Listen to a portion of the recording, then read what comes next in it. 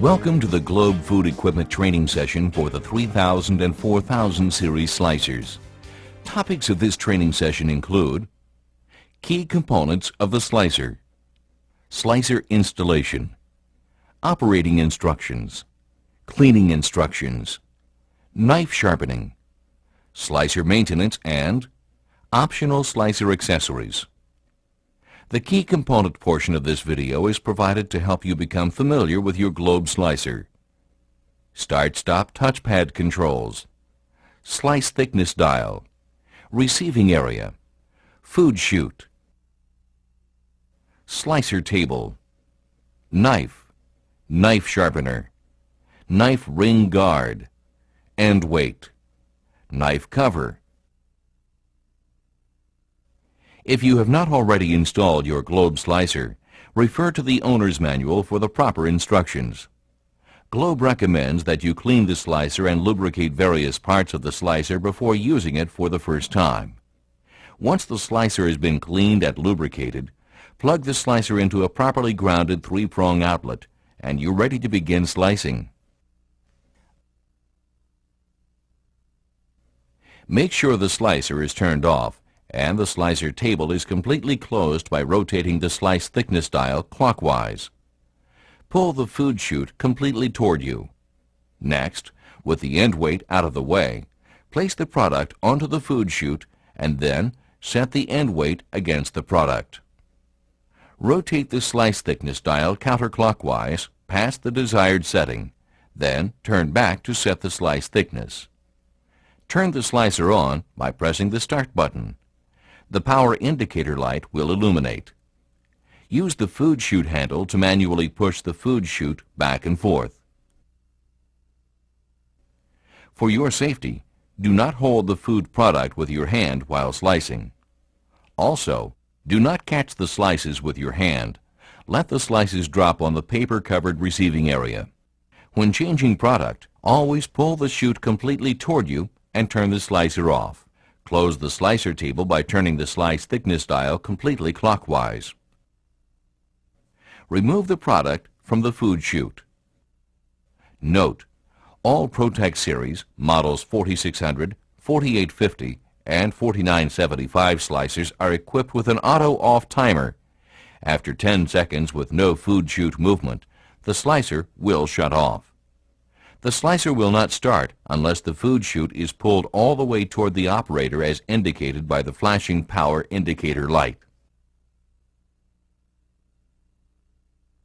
Your slicer must be thoroughly cleaned or sanitized after each day's operation.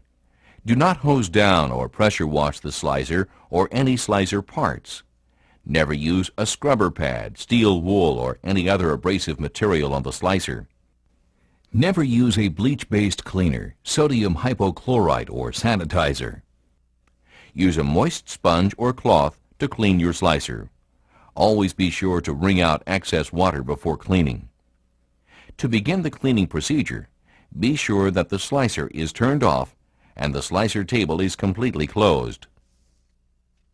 Remove the food chute by loosening the chute release knob and lift the food chute off the chute arm. Note: you cannot remove the food chute unless the slicer table is completely closed and the slicer is plugged in. Unplug the slicer. Lift the knife sharpener cover.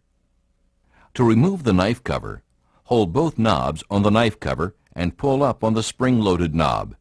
Lift the knife cover upward to remove.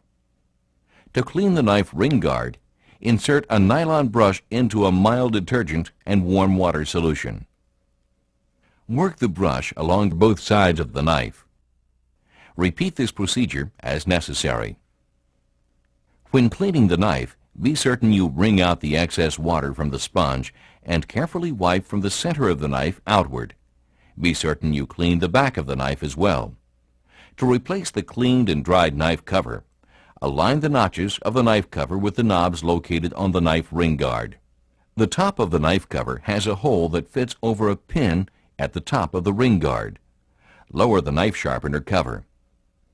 With the slicer table completely closed, wipe the slicer table off, beginning at the knife and pulling toward you.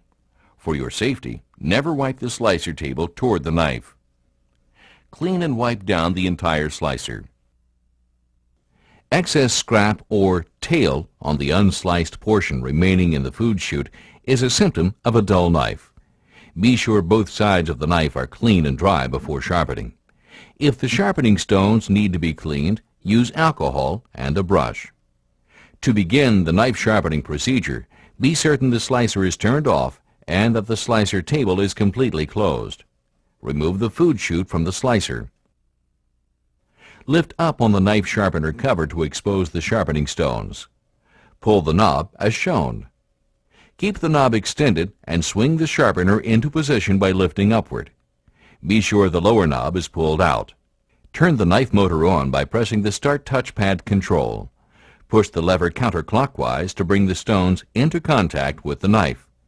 Maintain pressure on the lever for 5 to 10 seconds. Be sure both stones are in contact with the knife. Release the lever after the 5 to 10 second period. When you have completed sharpening the knife, turn the slicer off by pressing the Stop touchpad control and unplug the slicer. Lower the sharpener by pulling on the knob and swing the sharpener back to its original position. Close the sharpener cover. You will need to clean the slicer after the knife sharpening process in order to remove debris. Reinstall the food chute on the slicer. The key to slicer maintenance is periodic lubrication of various slicer parts using Globe oil. Globe oil is a light, tasteless, odorless mineral oil that will not contaminate, impart odors, or taste to sliced food product. Globe oil is available in 3 different sizes: 4 ounce, 1 quart, and 1 gallon. You should never use vegetable oil to lubricate the slicer. Use of vegetable oil will damage the slicer.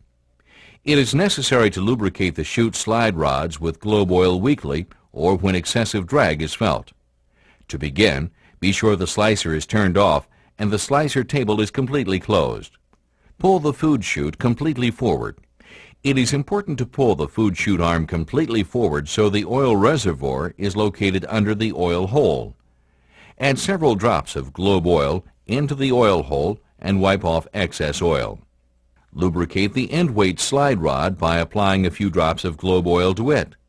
Lift the end weight up and down several times to distribute the oil. The sharpener shafts require lubrication once per month. First, lift the sharpener cover. Pull up on the honing stone and apply Globe oil to the shaft hole. Pull the sharpener lever and apply Globe oil to the shaft hole for the deburring stone.